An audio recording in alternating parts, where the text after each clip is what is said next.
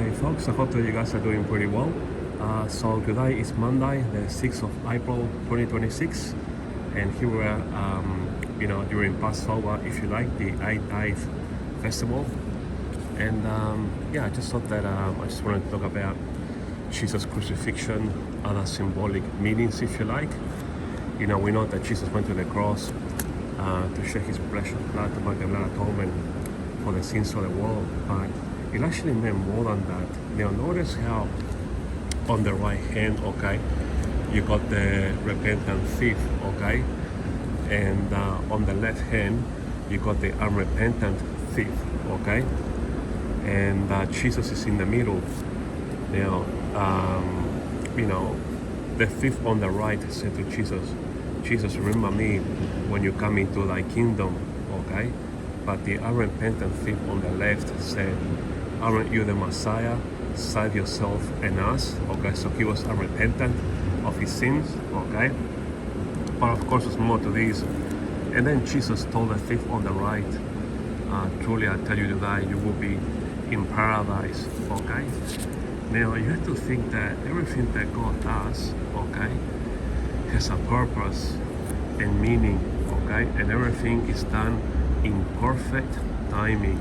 Okay. God-wise nothing. Now, the fact that Jesus was in the middle here, at the center, and you had the thief at the right and the thief at the left, pretty much all going to the cross at the same time, God had a perfect timing for that. God doesn't waste anything. So what does it really mean, when you see all this, Jesus in the center and the two thieves on each side of Jesus? There's more symbolic meaning to this, The question is, what other symbolic meanings can we draw from the three crosses? If you read Ecclesiastes 10:2, okay, tells us that a wise man's heart is at his right hand. Now, he was wise because he was the repentant, okay? He said to Jesus, "Remember me when you come into your kingdom," okay? And so a wise man's heart is at his right hand, but a fool's heart at the left. Okay, so notice what the thief, the repentant thief, said to Jesus. "Aren't you the Messiah?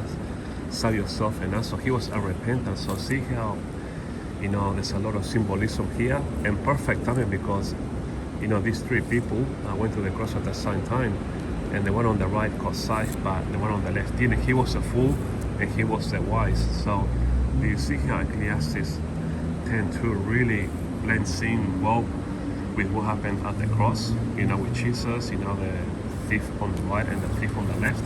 It's incredible. But then so notice then God's perfect timing with the placement of the two thieves either side of Jesus. Okay, the thief at the right was wise and repentant, but the foolish thief on the left was unrepentant. Notice then the perfect order of this, and compare it to the scripture in Ecclesiastes 10:2. Isn't that incredible what God has done here? How God put Jesus, in the center, as he is, of course, the judge of all things, and those on the right will be saved and those on the left won't. Okay, but there's a bit more to this as well, as I'm saying this, because then you need to ask, what else can we draw from it? Notice in the scriptures when it says in Matthew 25:33, and he shall set the sheep on his right hand, okay, but the goats on the left. So do you see how when Jesus went to the cross with the two thieves, it symbolizes more? Notice the same symbolism, if you like, again on the right versus the left. The wise or the sheep, if you like, and the saved applies always on the right, whereas the foolish, the unrepentant and evildoers applies on the left, like the goats. And Jesus is placed at the center to signify the righteous judge of all things. Okay. See also Isaiah 41:13. "For I, the Lord thy God, will hold thy right hand," okay, saying unto thee, "Fear not, will help thee.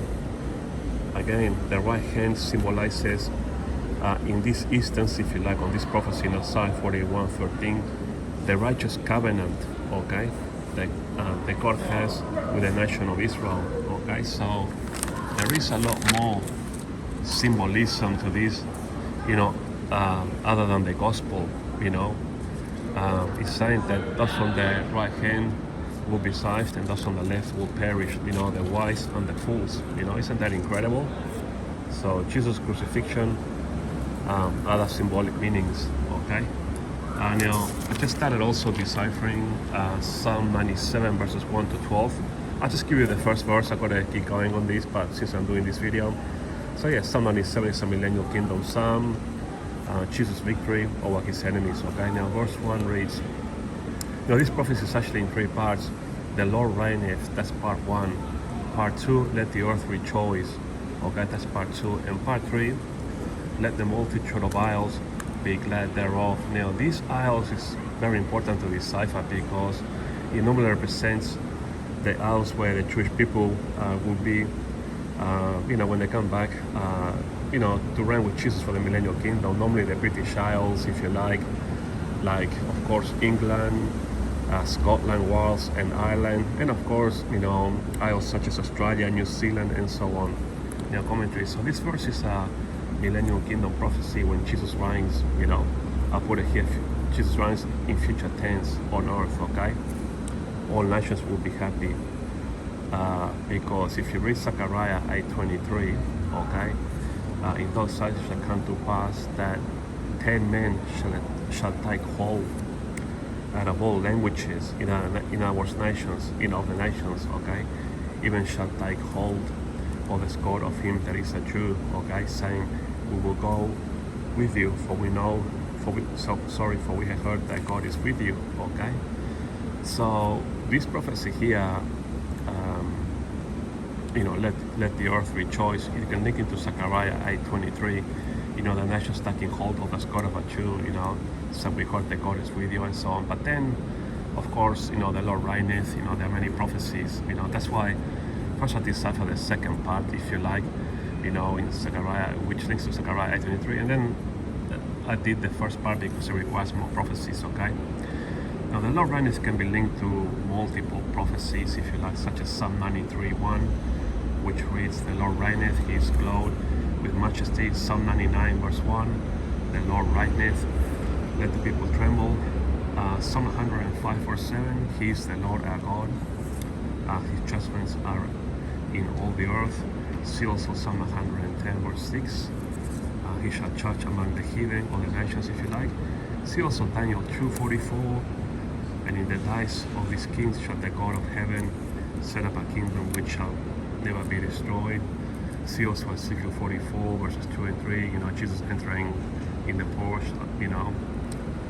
Isaiah 55:1. See also Revelation 19:15, as well as Isaiah 41:2, etc. There's just so many, okay.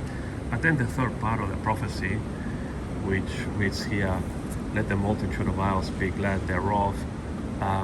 This applies to the Jewish people, I believe, because isles is in reference to the Jewish people, Let me explain this further. Now, let the multitude of isles be glad thereof. This is saying also that people living on islands, if you like, should also rejoice. Islands like the British Isles, Australia, New Zealand, etc. But there is more to these isles, if you like. So let me turn over the page then, okay? People living in isles, from my point of view, is a reference to the Jewish people living in isles or islands far away from Israel. Now, take for instance Isaiah 41:10. It says, keep silence before me, O islands, and let the people renew their strength. Let them come near, let them speak, let us come near together to judgment.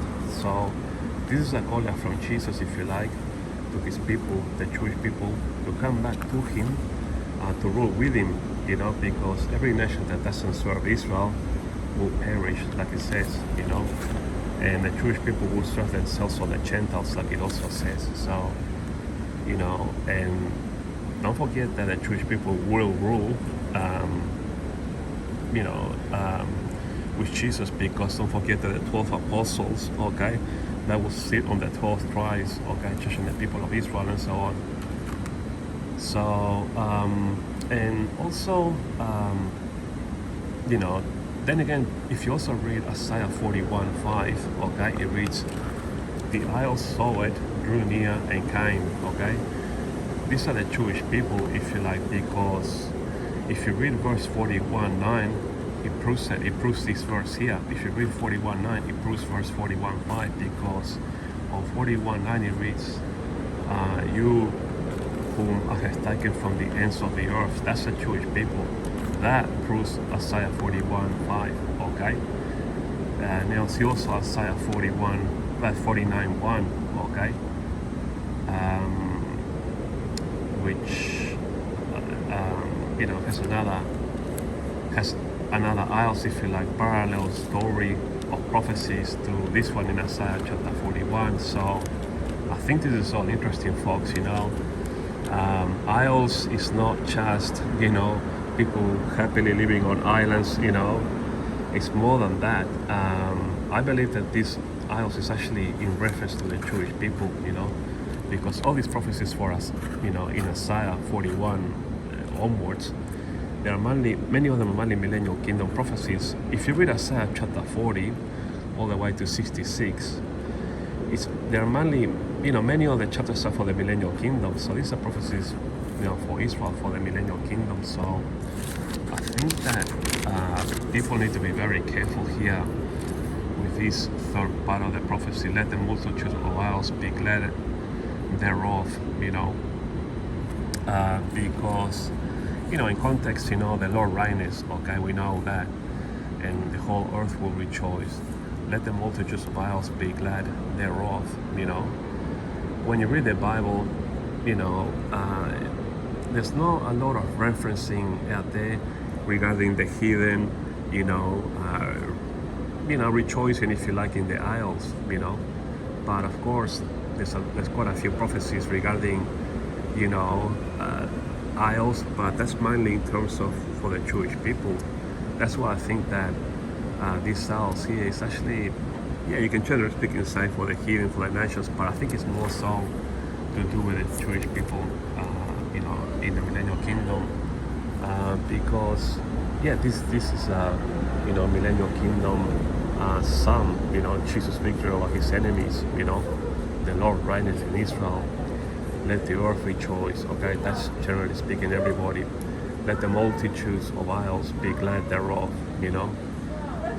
So, yeah, a lot of Jewish people, you know, will be coming back to the isles from, you know, from Great Britain and so on, New Zealand and Australia.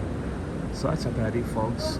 You know, still deciphering this, only just started on verse 1, but I'm sure that I will discover a lot more things as time goes on. Thank you.